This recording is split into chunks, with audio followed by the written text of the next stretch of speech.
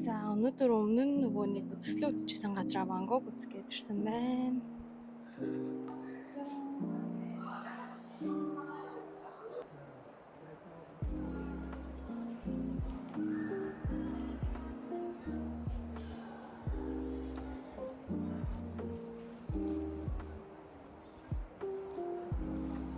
Ямар муур хийвэ.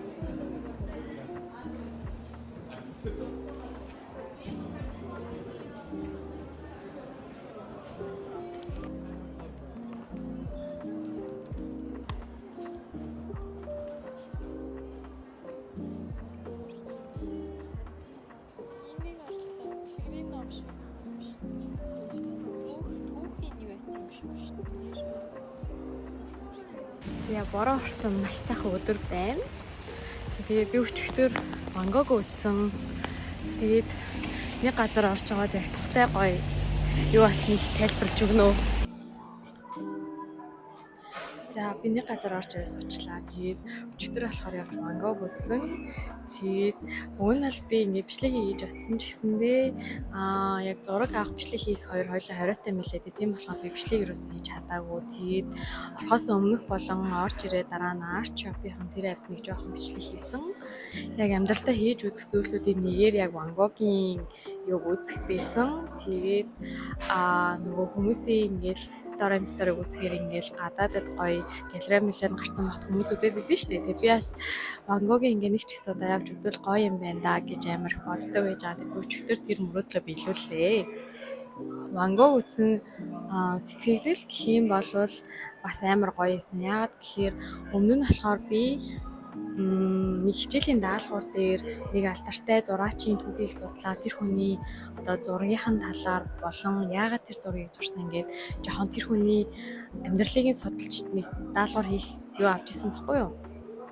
Тэгээд тэрэн дээр болохоор би Ван Гогийн дүүдээ бичсэн захидлуудыг яг уншиж ирсэн ном нь надад байсан болохоор тэгээд тэр номыг уншаад яг тухайн үедээс Ван Гогийг амар ойлгочихсон баггүй юу.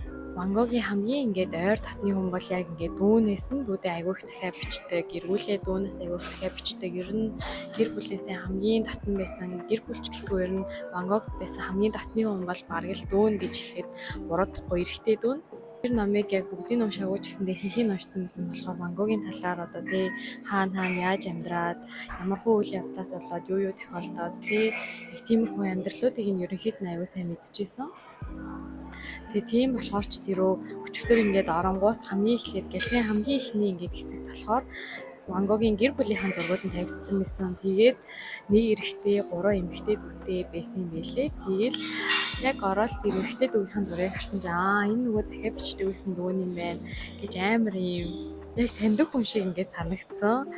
Тэгээд хэрэн цаашаа явах гэсэн амар гоё байсан. Тэгээд галерей яг тэр бүтцэн одоо нөгөө энэ хаана юу байрлуулснууд нь ч гэсэн амар гоё байсан. Яг одоо жишээлбэл нэг хэсэг дотор гэх юм бол нэг хаанан дээр нь яг Ван Гогийн тухайн үеийн түүхүүдийг бичээд тэгээд тэр үетэй холбоотой ингээд зурагнууд нь ингээд байрлалцсан. Тэгээд цаашаа явсан ингээд Ван Гогийн дараагийн үед сурсан зургуудыг явуулаад тэгээд хамгийн сүүлд болохоор Ван Гогийн яг нөгөө өхлийн талаар бичсэн байсан байхгүй юу. Тэгээд тэр бас надад амар ингээд туссан. Хамгийн эхлэл болон төгсгөл хоёр надад амар ийм сэтгэл үлдээсэн. Ван Гог болохоор яг ингээ амиа орсон гэдэг тэгдэг. Тэгээд яг хамгийн сүүл бичсэн захиа нь болохоор яг бас дүүдээ бичсэн тэр захиа байсан. Тэр захиан дээрээ юу гэж бичсэн байдаг вэ гэхээр надад ингээд canvas болон бодог авах ингээд хэрэгтэй байна. Чи надад ингээ явуулаач. Яагаад тэгэхээр надад ингээд илүү ингээд зурах юм санаа бүр амар их байна гэж яг захиан дээрээ бичсэн байдаг. Тэгээл миний яг тэр номноос санаж байгаагаар болохоор ер нь дүүн болохоор ахта айгүйх ингээ мөнгө сүнг явуулдаг, canvas дээр явуулдаг яг байсан гэж би санаж ин. Тэгээл яг тэр захиаг бичээл тэ илүү ингээ гоё зураг зурмаар байна гэсэн юм нэ. Тэгээл яг ингээд амиа хотлол тэгээл тэгсэн гэхээр бас ингээл амар ингээл яг тэр хүнийг ингээ мэдэрч байгаа ч юм шиг амар юм сэтгэл үлдээсэн надад. Тэгээд Ван Гогийн яг нөгөө юм сэтгцэн жоохон өвчтэй байсан. Тэгээд сэтгцэн юмдаг твтчихсэн гэж яг тэр бүх үеийн ингээд юунуудыг ер нь тэр галерейн дотор ингэж бичиж өгсөн байсан. Ер нь түүхүүдийг юм тэгээд Яг бүгдийг нь бол ойлгоогүй, зарим зургнууд нь болохоор миний ингээ уншиж байгаагүй ч юм уу. Тиймэрхүү мэдгүй зургнууд айгүй олон байсан. Гэтэл ер нь Ван Гог үзсэндээ би бол ерөөсөө харамсахгүй байгаа. Ямар гоё исэн. Тийм.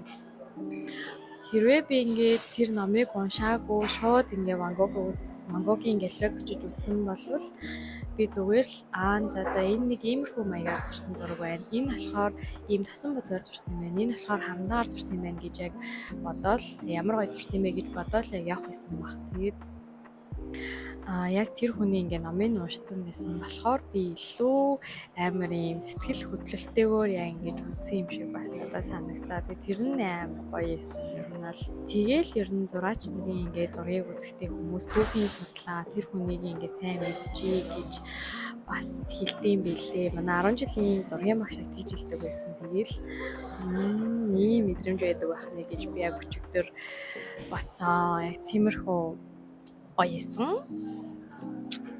За нэг тиймэрхүү л байсан даа өчигдөр. Тэгээд би болохоор тэр арч апаснаас жоохон юм авсан байхгүй юу. Тэгээд тэрийг харуулъя.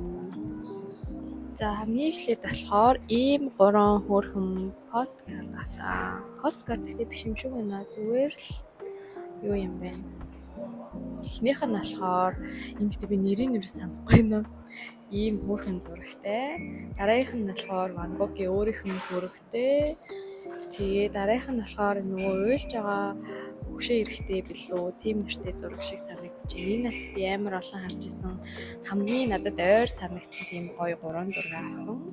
Тэгээ дараа нь болохоор би номын авч ураг авсан. Би ном аягүй уншдаг болохоор надад хэрэгтэй байх гэж удаад авсан. Тэгээ дараа нь болохоор ийм юм авсан. Энэ болохоор ийм скотч шиг. Гэхдээ одоо нөгөө захиан дээр наадаг нөгөө марк гэдэг шүү дээ.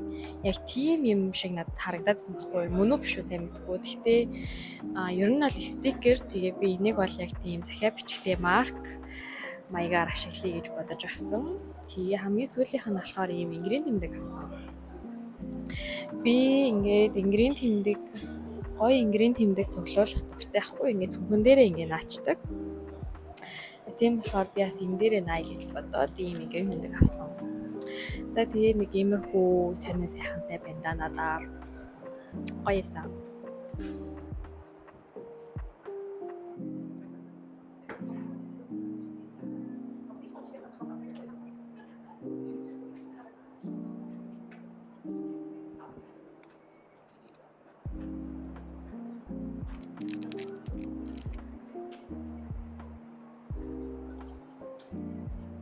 Бичлэг гэсэн чинь арт нэг өнгөрөөд. Гайхаа. Систем гоё юм бэ.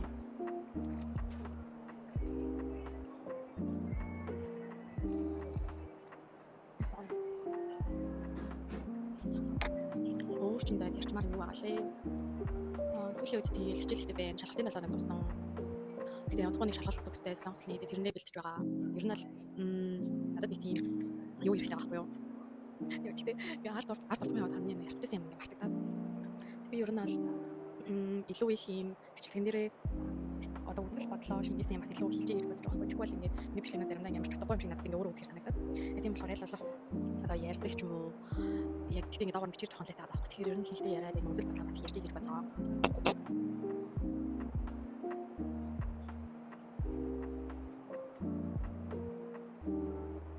Яа тэр ямар тухтай болохгүй амар тухтай.